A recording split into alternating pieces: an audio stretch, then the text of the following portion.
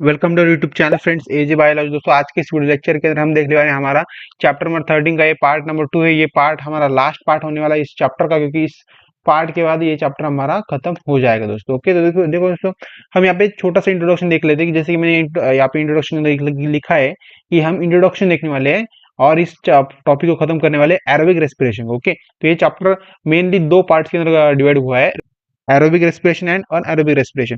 तो anaerobic respiration को हमने पहले पार्ट के अंदर खत्म कर दिया और मोस्टली हमने चैप्टर पहले पार्ट के अंदर खत्म कर दिया। सिर्फ वो थोड़ा बहुत चैप्टर बचा है, मतलब अराउंड 40 to 30% चैप्टर बचा है। वो चैप्टर हम इस पार्ट के अंदर खत्म कर देंगे। ओके, तो यहाँ पे इसका एरोबिक रेस्पिरेशन का इंट्रोडक्शन देखते हैं हम। यहाँ पे देखो, एरोबिक रेस्पिरेशन क्या होता है? Uses oxygen to oxidise glucose complex completely. मतलब क्या कहते हैं, ग्लूकोज क्या करता है? वो कंप्लीटली ऑक्सीडाइज करता है, ठीक है, ऑक्सीजन का यूज करके। ठीक है, और जो अनएरोबिक रेस्पिरेशन वो क्या करता है? वो ऑक्सीजन को यूज नहीं करता था। ओके, तो ये इसका एक छोटा सा डिफरेंस है। ठीक है, this process releases energy stored in glucose. ये प्रोसेस जो होती है एनर्जी को रिलीज करती है और किसके अंदर स्टोर करती है? ग्लूकोज के अंदर। Okay, and produces ATP. ATP को प्रोड्यूस करते हैं एज यूजुअल, जैसे कि हमने पूरे चैप्टर के अंदर पिछले पार्ट के अंदर देख लिया कि हम एटीपी के लिए ही झगड़ रहे हैं, मतलब एटीपी फॉर्म करने के लिए हम पूरा ये चैप्टर पढ़ रहे हैं दोस्तों। ठीक है, क्योंकि एनर्जी इंपॉर्टेंट है ना दोस्तों। ये रेस्पिरेशन के थ्रू एनर्जी कैसे फॉर्म होती है, ये हमने प्लांट के अंदर कैसे होता है वो सब कुछ हमने इस पार्ट के अंदर, आई मीन इस चैप्टर के अंदर देखा था। ठीक है, और इस आगे वाले आने वाले स्लाइड्स के अंदर भी वही देखने वाले दोस्तों हम। Okay, carbon dioxide that is CO2 के थ्रू कैसे हम एटीपी फॉर्म करते हैं, उसको ब्रेक डाउन करके वो सब कुछ जो हमने देख लिया था। ठीक है, एंड वाटर H2 मतलब विथ वाटर के साथ भी कैसे होता है वो हमने देख लिया। ठीक है, और इस पार्ट के अंदर भी देखेंगे हम, क्योंकि हमने अनएरोबिक रेस्पिरेशन के अंदर ये सब कुछ देखा था और कुछ कंसेप्ट इसके अंदर भी सेम है, बट थोड़ी बहुत इसके अंदर कुछ एक्स्ट्रा है और मतलब इंपॉर्टेंट थिंग्स भी है दोस्तों। देखिए देखो, मेजर स्टेप्स के इसके अंदर, क्योंकि इसके अंदर जनरली 4 स्टेप्स आते हैं। वो हमारी ग्लाइकोलिसिस, हम ग्लाइकोलिसिस में देखेंगे। ठीक है, सेकंड हमारा formation of acetyl CoA। Okay, acetyl coenzyme बोलते हैं, that is connecting link reaction होती है। ठीक है, इसको देखेंगे। उसके बाद हम क्रेब्स साइकिल देखेंगे, और Krebs cycle most important. Krebs cycle है और आपके है हमारी ETC साइकिल। ETC, ये दो मोस्ट इंपॉर्टेंट दो साइकिल्स, इसके ऊपर आपको एग्जाम के अंदर क्वेश्चंस आ सकते हैं। ओके, तो ये इंपॉर्टेंट है, इनको आपको अच्छे से करके जाना है। और मोस्टली ग्लाइकोलिसिस भी इंपॉर्टेंट दोस्तों वैसे देखा जाए तो। और वैसे देखा जाए तो आपके चैप्टर के अंदर आपको इसके ऊपर मतलब क्वेश्चन आने ही वाला दोस्तों 100%, क्योंकि ये इंपॉर्टेंट कंसेप्ट है और इंपॉर्टेंट मतलब इस चैप्टर की ये जान है दोस्तों। समझो कि अगर ये दोस्तों ये कंसेप्ट अगर नहीं होती तो ये चैप्टर को कोई वैल्यू नहीं होती, क्योंकि ग्लाइकोलिसिस हुआ, क्रेब्स साइकिल हुआ, ETC that is electron transfer chain हुआ, ये सब कुछ इंपॉर्टेंट थिंग्स है दोस्तों। ओके, तो मैंने आपको एक्सप्लेन कर दिया। ठीक है, देखो ग्लाइकोलिसिस मतलब क्या होता है? Okay, it takes place in cytoplasm. ये जो साइटोप्लाज्म होता है वहाँ पे ज्यादा देखने को मिलता है हमें। ठीक, दो पायरुविक एसिड मॉलिक्यूल के अंदर क्या होता है? ग्लूकोज ब्रेकडाउन हो जाता है दोस्तों। ठीक है, तो आपको क्लियर होगा, हमने पिछले लेक्चर के अंदर देखा था। ओके, जनरेट दो एटीपी फॉर्म करता है वो, एंड क्या करता है? दो NADH फॉर्म करता है। ठीक है, तो ये फॉर्म करता रहता है। ठीक है, ये इसके बाद ग्लूकोज जब ब्रेकडाउन होता है दो पायरुविक एसिड के अंदर, तब ये दो फॉर्म करता है। ठीक है, एंड प्रोडक्ट क्या इसका आता है दोस्तों? वो होता है हमारा पायरुविक एसिड आता है, which enters the next phase. मतलब वो पायरुविक एसिड हमारा फॉर्म हो जाता है। ठीक है, तो किसके अंदर फॉर्म हो जाता है वो? जो भी ग्लाइकोलिसिस जो हमने साइकिल देखी थी, ग्लाइकोलिसिस जो हमने जो भी पूरी मतलब मैंने आपको पता है ना, एक्सप्लेन किया था, पूरा स्टेप्स एक्सप्लेन किया था उसकी, तो उसके अंदर हमारा लास्ट में क्या प्रोडक्ट फॉर्म हो जाता है? वो था हमारा पायरुविक एसिड फॉर्म हो जाता है। ठीक है, तो उसके बाद अभी नेक्स्ट क्या होता है यहाँ पे हम देखेंगे। ओके, अभी नेक्स्ट हमारा दोस्त आता है यहाँ पे formation of acetyl CoA coenzyme. Okay, तो कैसे हो दोस्तों? वो फर्स्ट ऑफ दोस्तों वो होता है हमारा माइटोकॉन्ड्रिया इन यूकैरियोट्स। माइटोकॉन्ड्रिया के अंदर जनरली प्रोसेस होती है दोस्तों। साइटोप्लाज्म इन प्रोकैरियोट, मतलब जो माइटोकॉन्ड्रिया तो वो हमारा यूकैरियोट के अंदर होता है। ओके, इसकी लोकेशन दोस्तों जनरल मैं आपको बता रहा हूँ। और साइटोप्लाज्म जो होता है ना, ये किसके अंदर? तो वो प्रोकैरियोट्स के अंदर होता है दोस्तों। ओके, आपको क्लियर होगा। ठीक है, तो यहाँ पे देख सकते हो जो पायरुवेट डिहाइड्रोजनेसिस कॉम्प्लेक्स कैसे होता है। मैं देखो पायरुविक एसिड यहाँ से आता है दोस्तों। ठीक है, वो हमारे कहाँ से आता है? ग्लाइकोलिसिस के थ्रू आता है दोस्तों। ओके, यहाँ पे मैंने ग्लाइकोलिसिस छोटा सा इंट्रोडक्शन आपको दे दिया। एक्चुअली हमने ग्लाइकोलिसिस को हमने पिछले लेक्चर के अंदर ही देख लिया था। इसमें ग्लाइकोलिसिस ही बोल रहा हूँ, नहीं ऐसे ग्लाइकोलिसिस है, क्योंकि गलती से मैंने यहाँ पे भी ग्लाइकोलिसिस वर्ड बोल दिया था, क्योंकि ये ग्लूकोज वर्ड है ना। तो ठीक है, थोड़ा सा समझ लो आप भी। ठीक है, देखो पायरुविक एसिड जो होता है वो क्या होता है? कन्वर्ट होता है completely acetyl CoA plus CO2 carbon dioxide यहाँ से उड़ जाता है, हवा में निकल जाता है वो। ठीक है, तो ये कैसे कन्वर्ट होता है? सो वो होता है इसके अंदर क्या कहता है? CoA SHB है, इसके अंदर मिक्स हो जाता है। NAD प्लस भी नहीं मिक्स होता है, NAD प्लस मिक्स होता है, प्लस किसके साथ? तो NADH प्लस H प्लस के साथ मिक्स हो जाता है। क्या होता है? इसके साथ भी मिक्स हो जाता है और फॉर्म क्या होता है हमारा? एसिटाइल CoA प्लस CO2, ये हमारा उड़ जाता है CO2 सिर्फ। ओके, तो ये हमारा पायरुविक डिहाइड्रोजेनेसिस कॉम्प्लेक्स। ओके, तो ये इसका स्ट्रक्चर सिंपल। ठीक है, देखो ये इसका रिएक्शन कैसी दोस्तों, pyruvic acid undergoes oxidative decarboxylation, जो इसके अंदर क्या होता है ऑक्सीडेटिव डीकार्बोक्सिलेशन, क्या होती है ये जो प्रोसेस है ना, ये क्या होती है ऑक्सीडेटिव डीकार्बोक्सिलेशन प्रोसेस होती है। एग्जैक्टली दोस्तों ऑक्सीडेटिव डीकार्बोक्सिलेशन प्रोसेस क्या होती है, इसके अंदर सिंपली ऑक्सीजन का जो भी होता है ना, मतलब कार्बन डाइऑक्साइड ऑक्सीजन का जो भी इनके अंदर रिएक्शन परफॉर्म होती है दोस्तों, सिंपली इतना ही, अगर शॉर्ट अगर मैं आपको बताऊँ तो इतना ही इसके अंदर होता है दोस्तों। ओके, और आपको डिटेल में इसके बारे में समझना है दोस्तों क्या होता है क्या नहीं, तो आपको क्या करो, आपको जो भी कॉलेज के जो भी आपके केमिस्ट्री टीचर ना, उनको पास एक बार जाओ और उनको बताओ मुझे एक्सप्लेन करो ये। वैसे मैंने एक सिंपल लैंग्वेज में, देखो हमारे बायोलॉजी में इसका कुछ ज्यादा यूज तो है दोस्तों, यूज मैं ऐसा नहीं कह रहा, बट इसके कुछ ज्यादा डिटेल में लिखने की जरूरत नहीं है, हमें सिर्फ ये बताना होता है कि एसिड एल्सिओए कैसे फॉर्म होता है, ये आपको इतनी थ्योरी लिख देने की है, और थोड़ा बहुत आपको सिर्फ इसके ऊपर रिएक्शन लिखने आना चाहिए सिर्फ, बट इसके पीछे का लॉजिक और वो सब कुछ क्या है, वो सब कुछ आप एक बार आपके केमिस्ट्री टीचर से पूछ लो, क्योंकि वो आपको मेरे से बेहतर बता पाएंगे दोस्तों। कि या फिर हमारे यूट्यूब चैनल, किसी भी यूट्यूब पर मतलब यूट्यूब चैनल की पर जाओ और वीडियो देख लो एक बार इसके ऊपर, अगर आप क्यूरियस हो, अगर नहीं क्यूरियस हो तो कोई फर्क नहीं पड़ता वैसे ये, क्योंकि ये इतने डिटेल में तो हमें बायोलॉजी के अंदर पूछते नहीं है, बायोलॉजी के अंदर हमारे सिर्फ ऊपर ऊपर से पूछते हैं, और जो भी कोर कंसेप्ट होती है बायोलॉजी के रिलेटेड वही हमें एग्जाम के अंदर लिखनी पड़ती है। ठीक है, तो क्लियर होगा।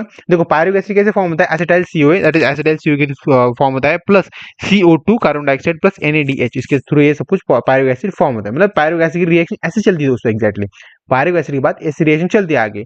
ठीक है, this is a connecting link, इसे हम कहते हैं कनेक्टिंग लिंक बोलते हैं। ये पायरुविक एसिड आगे कनेक्ट हुआ है ना किसी के साथ, तो हुआ है ना दोस्तों, एसिटाइल सीओए के साथ हुआ है वैसे वो, बट वो इसे इसलिए हम इसे कहते हैं कनेक्टिंग लिंक बोलते हैं between glycolysis and Krebs cycle, मतलब ग्लाइकोलिसिस और क्रेब्स साइकिल की कनेक्शन परफॉर्म कर दोस्तों। ये मोस्ट इंपॉर्टेंट बात है एसिटाइल सीओए, क्योंकि ये ग्लाइकोलिसिस और आपकी क्रेब्स साइकिल जो आने वाली है यहाँ पे, इसके साथ एक कनेक्शन परफॉर्म कर दोस्तों। यहाँ पे देखो, यहाँ पे देख सकते हो जो हमारा पायरुविक एसिड यहाँ से आ रहा है दोस्तों, यहाँ पे मैंने जो सब कुछ भी आपको यहाँ पे बताया वही दोस्तों यहाँ पे हुआ है दोस्तों, देख सकते हो यहाँ पे COA that is acetyl COA जो है ना, यहाँ इसके अंदर घुस जाता है अंदर।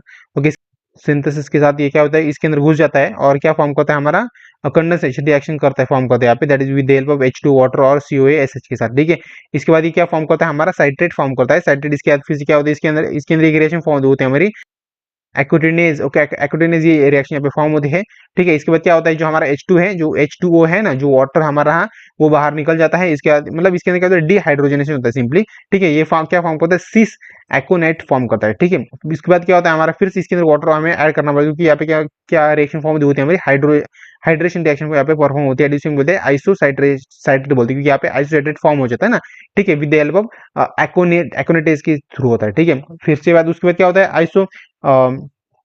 आइसोसाइट्रेट डिहाइड्रोजनेस होता है इसके अंदर। आइसोसाइट्रेट डिहाइड्रोजन मतलब क्या होता है इसके अंदर NaDH प्लस H प्लस इसके अंदर क्या होता है यहाँ से निकल जाता है फिर से बाहर। ठीक है, मतलब क्या होता है यहाँ पे क्या फॉर्म होता है ऑक्सैलोस्यूसेनिक एसिड फॉर्म होता है दोस्तों, क्या होता है ऑक्सैलोस्यूसेनिक एसिड फॉर्म होता है दोस्तों। ठीक है, इसके बाद हमारे यहाँ पे आइसोसाइट्रेस डिहाइड्रोजनेसिस मतलब क्या, इसके अंदर हमारा जो CO2 ना, जो कार्बन डाइऑक्साइड होता है अरे जो यहाँ पे कहते हैं ऑक्सीडेटिव डीकार्बोक्सिलेशन होता है, मतलब ये निकल जाता है यहाँ पे, डीकार्बोक्सिलेट हो जाता है, और क्या फॉर्म होता है हमारा अल्फा कीटो ग्लूकेरेट फॉर्म होता है यहाँ पे। ठीक है, उसके बाद हमारा दोस्तों क्या होता है अल्फा कीटो ग्लूकेरेट क्या होता है इसका भी क्या होता है डी हाइड्रोजनेसिस होता है, कॉम्प्लेक्स मतलब कॉम्प्लेक्स होता है स्ट्रक्चर थोड़ा सा यहाँ पे। इसके अंदर भी CO2 जो बाहर निकल जाता है, और यहाँ पे क्या फॉर्म हो जाता है हमारा, वो होता है हमारा सुसेनिक COA फॉर्म हो जाता है। ठीक है, इसके बाद फिर से क्या होता है हमारा GDP plus ADP plus P, that is यहाँ पे मतलब इनके अंदर फिर से क्या होता है ये फिर से फॉर्म करते हैं हमारा ATP फॉर्म करते हैं। यहाँ पे ATP फॉर्म करने के बाद क्या होता है हमारा फिर से यहाँ पे फॉर्म होता है स्यूसेनेट फॉर्म हो जाता है। ठीक है, फिर से स्यूसेनेट फॉर्म होने के बाद हमारे यहाँ पे क्या होता है FADH2 जो ना वो फिर से बाहर निकल जाता है डिहाइड्रोजेनेसिस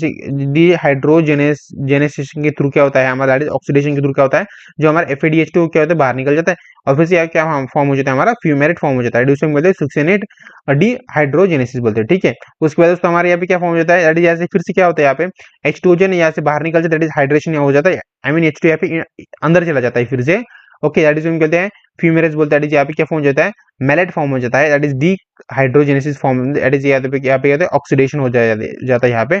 और बाद में इसके बाद क्या होता है यहाँ पे हमारा फिर से ऑक्जेलो एसिटाइल यहाँ पे फॉर्म हो जाता है दोस्तों, और मेलेट डिहाइड्रोजेनेसिस के थ्रू फॉर्म हो जाता है। ओके, फिर से उसे पूरी रिएक्शन क्रेब साइकिल रिएक्शन चलती रहती है चलती रहती है चलती रहती है चलती रहती है। ओके, और दोस्तों आपको समझ में आ रहा होगा ये सब कुछ क्यों कर रहे हैं हम, ये पूरा रामायण महाभारत क्यों हम देख रहे हैं यहाँ पे, क्योंकि हमें क्या फॉर्म करना है ATP फॉर्म करना है दोस्तों कार्बोहाइड्रेट के थ्रू।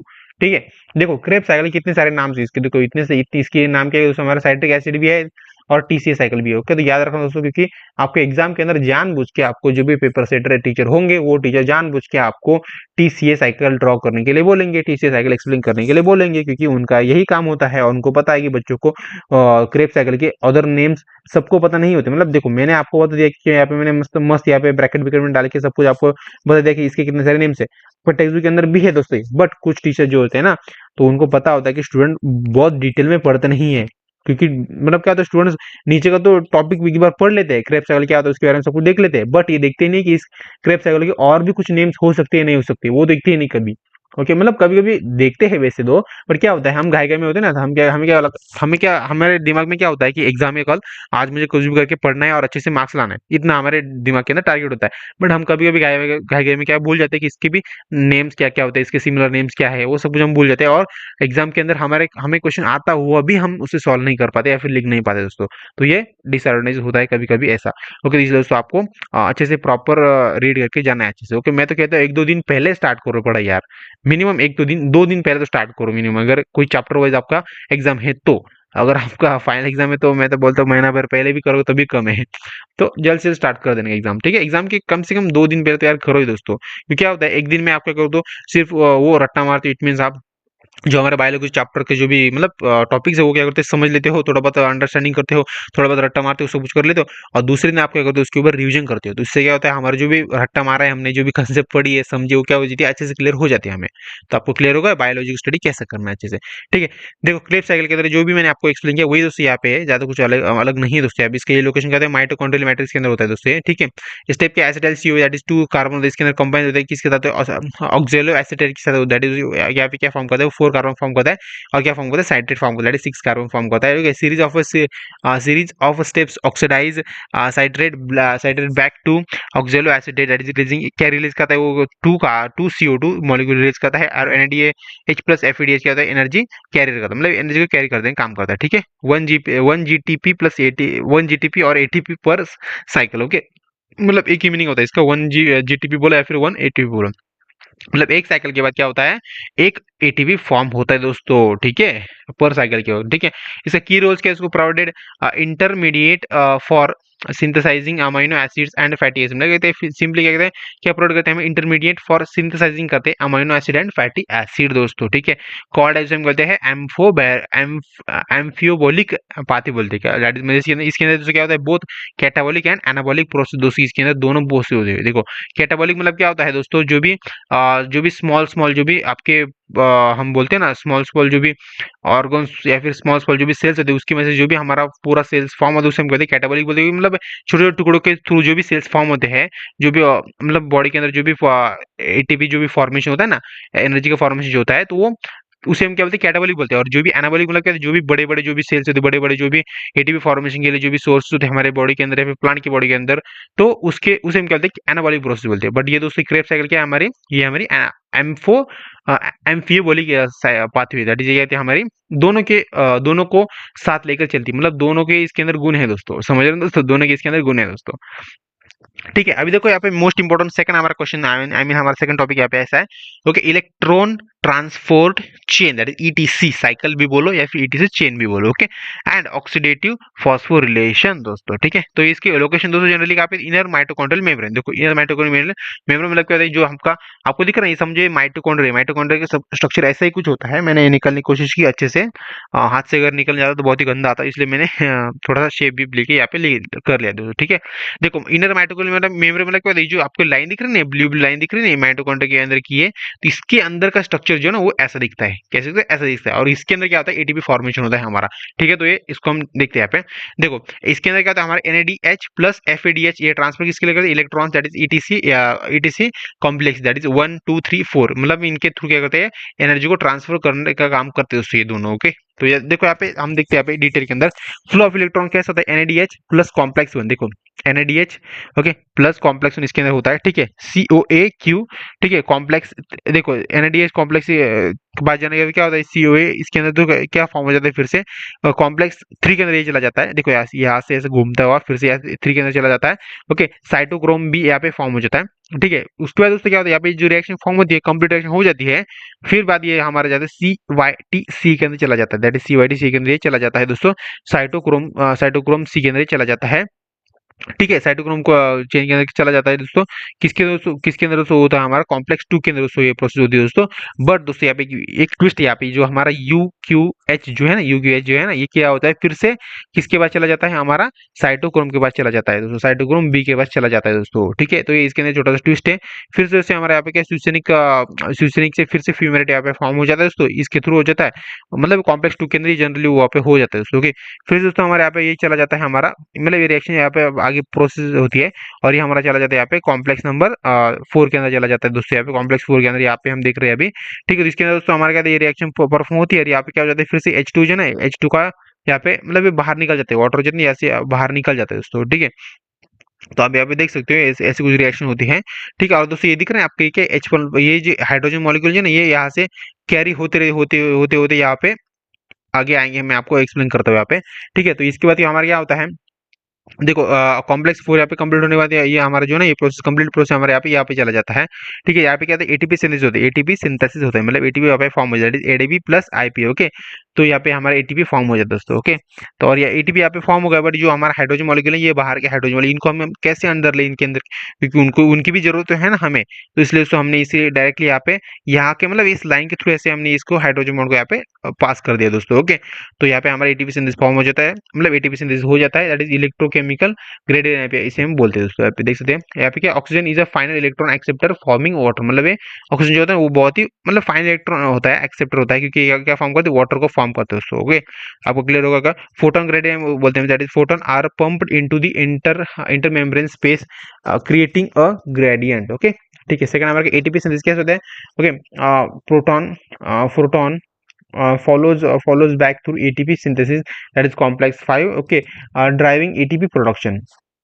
ठीक है, एटीपी प्रोडक्शन मैंने दोस्तों वही बता दिया आपको, एटीपी प्रोडक्शन कैसे वो ड्राइविंग करता रहता है। ठीक है, तो यहाँ पे सेकंड हमारे यहाँ पे क्या है, second oxidative photo oxidative phospho relation में प्रोड्यूस 3 एटीपी फॉर्म करता है पर एनएडीएच के पास, प्लस 2 एटीपी के पर एफएडीएच2 के साथ। ओके, तो ये इतने एटीपी फॉर्म करते हैं दोस्तों। ठीक है, यहाँ पे एक स्ट्रक्चर, यहाँ पे वही स्ट्रक्चर दोस्तों, मैंने सिर्फ थोड़ा सा आड़ा करके यहाँ पे दिखा दिया है यहाँ पे।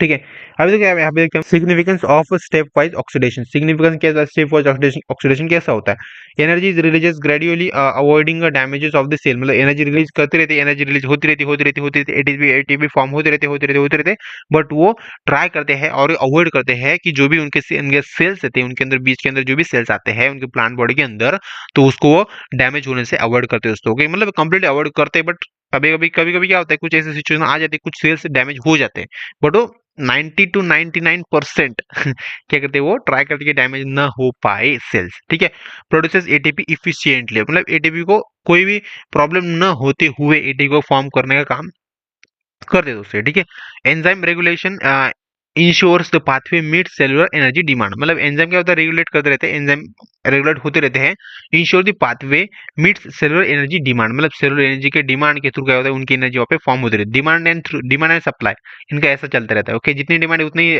लेंगे वो, इनका ऐसा होता है। तो देखो, तो यहाँ पे समरी ऑफ एरोबिक रेस्पिरेशन की समरी कैसी होती है, ग्लूकोज पायरिक एसिड फिर से अमीनो एसिड यहाँ पे चला जाता है, मतलब इसके अंदर क्या कहते हैं, अमीनो एसिड होता है, फैटी एसिड यहाँ पे एसिड के अंदर होता है, फिर से एक साइकिल के अंदर चला जाता है, मैट्रिक्स यहाँ पे फॉर्म होता है, इसके अंदर ये सब कुछ रिएक्शन होती है, आपने देख लिया, हमने अभी मैंने आपको एक्सप्लेन कर दिया, और बाद में दोस्तों यहाँ पे हमारा एटीपी फॉर्म हो जाता है। तो दोस्तों यहाँ पे हमारा second topic most important topic है, तो हमारा रेस्पिरेटरी कोड, मतलब क्या होता है, रेस्पिरेटरी कोड मतलब कहते हैं आरक्यू बोलते हैं इसे। तो आपको एग्जाम के अंदर इसको एक्सप्लेन करने का बोलेंगे, तो आपको इसको एक्सप्लेन करना है दोस्तों, बट इसके इस रिएक्शन को भी एक्सप्लेन करना है, इस रिएक्शन को भी आपको एक्सप्लेन करना है दोस्तों। दोस्तों क्या होता है रेस्पिरेटरी कोड, मतलब क्या होता है, आरक्यू मतलब कहते हैं volume of CO2 releases volume of O2 consume. Okay, CO2 release करता है और O2 को क्या करते हैं, कंज्यूम करता है। ठीक है, तो इनको अब जब इनका जब हम रिएक्शन करेंगे, देखो यहाँ पे हम जब 6 को और 6 को यहाँ पे काट देंगे, मैं आपको क्या करता हूँ और डायरेक्टली करके दिखा देता हूँ। तो यहाँ पे देख सकते हो, अगर हमने 6 को काट दिया, इस 6 को भी काट दिया हमने, तो उससे क्या होता है, हमारे हमने अगर दोनों रिएक्शन किए, यहाँ पे 6 को काट दिया, कार्बन डाइऑक्साइड को और ऑक्सीजन को, तो क्या नीचे हमें आउटपुट मिलेगा, वो मिलेगा हमें 1 ओनली, क्या मिलेगा, 1 मिलेगा। तो हमने यहाँ पे लिख दिया कि हमारा आरक्यू क्या है, तो सो है हमारा 1। ठीक है, तो आपको समझ में आ रहा होगा हमारा RQ that is respiratory code कैसे फॉर्म होता है दोस्तों, ठीक है। और यहाँ पे हमारे क्या फैट दैट इज फैट कैसे हम उसे कैलकुलेट करते हैं। RQ is greater than 1 that is around 0 to 7 0.7 के अंदर इतना फैट होता है दोस्तों। प्रोटीन कितना होता है, आरक्यू इज अप्रोक्सीमेटली 0.9 होता है, ठीक है। इज अनएरोबिक रेस्पिरेशन कितना होता है, आरक्यू इक्वल टू इन्फिनिटी और नो ऑक्सीजन यूज, ओके ठीक है। ये डायग्राम और ये आई मीन इस रिएक्शन वाली सब कुछ लिख देना, आपको अच्छे से मार्क मिल जाएंगे एग्जाम के अंदर। Importance of respiration is the importance के उसमें provided ATP for cell function like growth, repair, movement सब कुछ होता है। Produces intermediate for synthesizing biomolecules, helps maintain atmospheric balance that is O2 and CO2, used in industries formation for alcohol and antibodies etc, ये सब कुछ ये इसके use होता है, ठीक है। तो उसे एक्सपेरिमेंट इन्होंने किया था, एक्सपेरिमेंट एक बार यहाँ पे देख लेना क्योंकि मेरा गला बहुत ही खराब हो रहा है। तो यहाँ पे थोड़ा एक बार इसको एक्सपेरिमेंट को एक बार अच्छे से देख लें दोस्तों।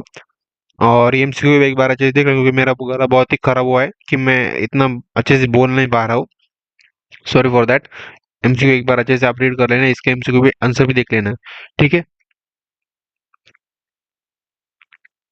So thanks for watching this video. अगर आपको ये वीडियो अच्छा वीडियो पे लाइक शेयर सब्सक्राइब जो कुछ भी आपसे हो सके वो सब कुछ कर देना। और बाय फ्रेंड, मिलते हैं चैप्टर नंबर 14 के अंदर। ओके तो बाय फ्रेंड्स।